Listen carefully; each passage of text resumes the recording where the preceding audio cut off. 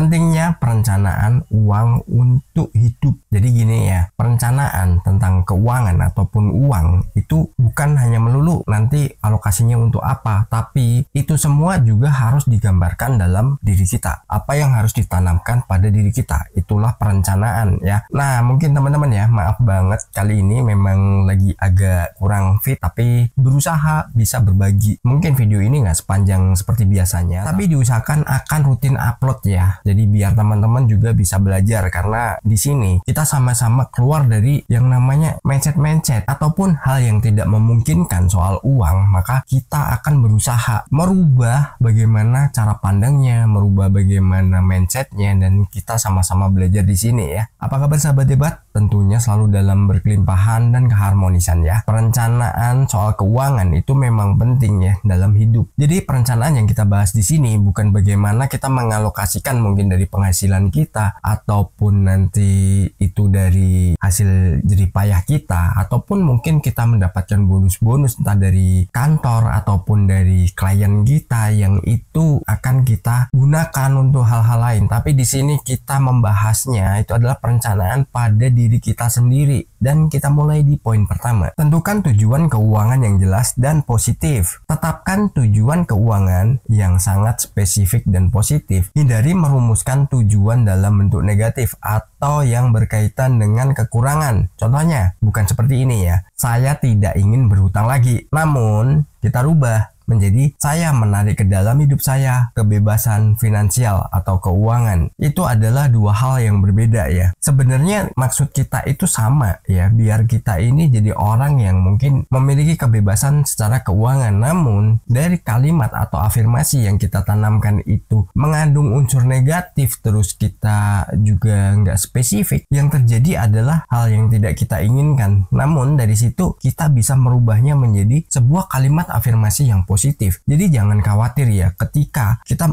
mungkin memiliki beban ataupun tanggungan ya, mungkin biasa disebut memiliki kewajiban bulanan. Jangan berpikiran wah pokoknya nanti selesai ini udahlah nggak mau ngutang lagi atau gimana ya, pokoknya terserah bahasa Anda bagaimana. Namun kita rubah, kita berpikirnya atau kita menanamkan pada diri kita bahwa kita adalah orang yang berkelimpahan dan selalu mendapatkan kemudahan mengenai soal keuangan. Nah dari situ biasanya kita akan menarik hal-hal yang itu memang bisa kita jadikan sebuah pedoman, dan itu akan memberikan kemudahan bagi kita. Hanya saja prosesnya itu macam-macam. Kalau kita bisa melewati prosesnya ya kita akan mendapatkan hal yang kita inginkan. Tapi kalau kita menyerah di tengah jalan ya sudah, semuanya udah nggak berlaku lagi. Karena apa? Kita harus memulai pada hal yang baru. Nah hal baru ini belum tentu itu adalah sesuatu yang memang bisa membuat kita besar. Kita harus berinovasi dalam pemikiran kita sendiri. Jangan kita terbebani, jangan kita menjadi orang yang ya mungkin pesimis atau mudah menyerah ya. Dan kita lanjut di poin kedua. Visualisasikan kesuksesan finansial. Lakukan visualisasi rutin tentang keberlimpahan keuangan yang Anda inginkan. Gambarkan secara rinci bagaimana hidup Anda akan terlihat dan terasa ketika mencapai tujuan keuangan tersebut. Rasakan emosi positif dan syukur. Jadi kita juga harus merasakan nih bagaimana kehidupan kita, atau kita juga menggambarkan bagaimana kehidupan kita kalau kita menjadi orang yang mengalami keberlimpahan atau financial freedom lah. Paling nggak kita udah nggak kesusahan lagi soal penghasilan. Namun dari situ kita harus rinci, kita harus benar-benar merasakan bahwa semua itu udah ada dalam hidup kita, semua itu udah kita dapatkan.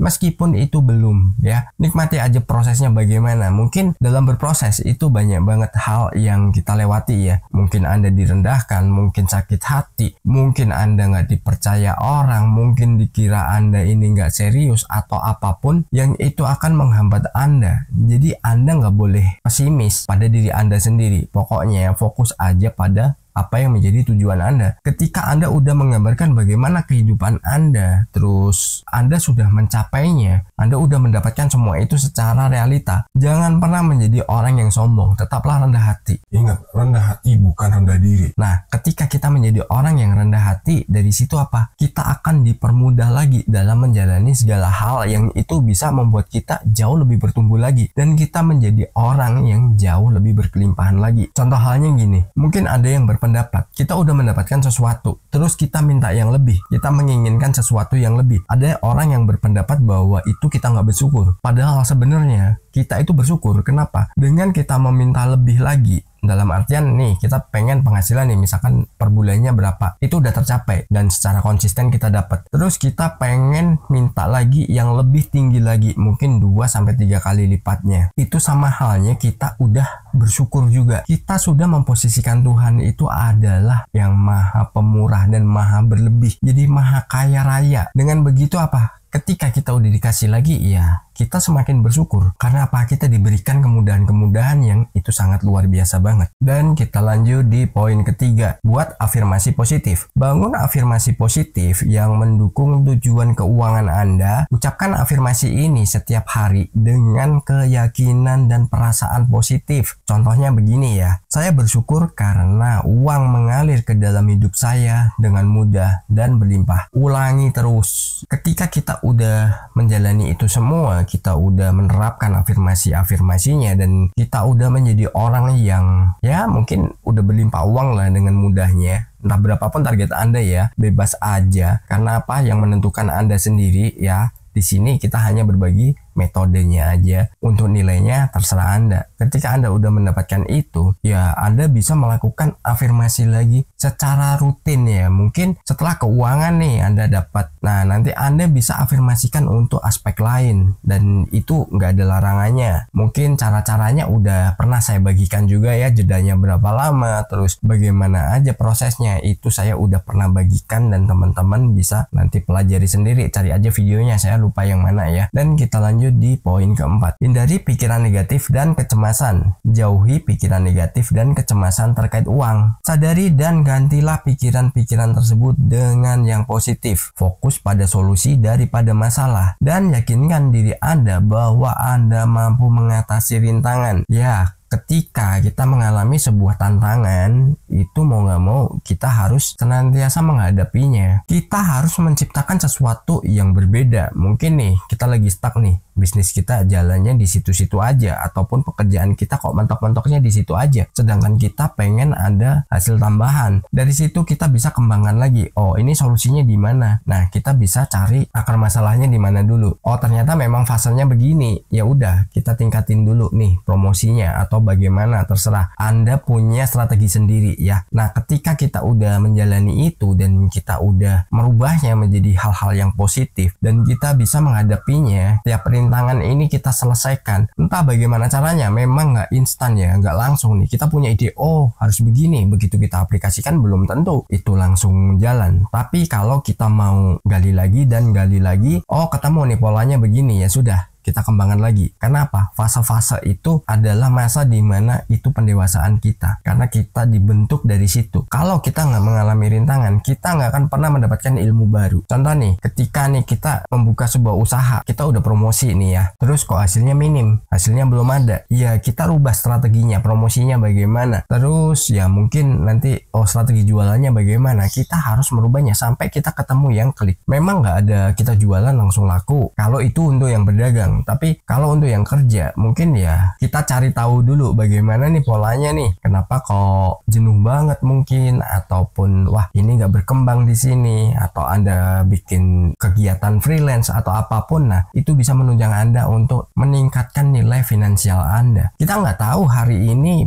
kita nggak ada penghasilan, atau penghasilan kita masih sangat minim banget, sedangkan kita usaha ini butuh modal, kita butuh waktu juga. Tapi begitu udah tiba saatnya, ya mungkin kalau Anda sedang berproses itu ya banyak yang menertawakan, banyak yang memandang sebelah mata. Tapi kalau Anda sudah berhasil, mereka akan mengakui, semuanya akan mengakui bahwa Anda hebat. Rintangan itu selesaikan aja. Pokoknya fokus pada apa yang menjadi cita-cita Anda. Jangan pernah menyerah pada keterbatasan, itu aja. Mungkin Anda mengalami sakit hati, ataupun Anda sedih, ataupun Anda ya merasa minder dengan orang lain yang mungkin usahanya jalan. Itu jangan pernah dipikirin, udah Anda fokus aja. Jadikan diri Anda adalah orang yang sangat berarti, minimal untuk diri Anda sendiri. Dan kita lanjut di poin kelima. Tingkatkan frekuensi energi positif. Jaga frekuensi energi positif dengan melakukan hal-hal yang membangun kebahagiaan dan rasa syukur setiap hari. Bergaul dengan orang-orang positif. Luangkan waktu untuk melakukan aktivitas yang Anda nikmati dan hindari lingkungan yang dapat merendahkan semangat Anda. Ya, tadi udah kita bahas juga ya, kalau misalkan nih kita harus selalu optimis ya. Terus kita mungkin ditertawakan orang, kita direndahkan orang, dianggap kita ini belum bisa apa-apa ataupun malah bahkan nggak bisa apa-apa. Ya jangan pedulikan itu, pokoknya fokus aja. Anda punya cita-cita sendiri, ya Anda yang harus mewujudkannya sendiri. Jangan pedulikan kata orang dan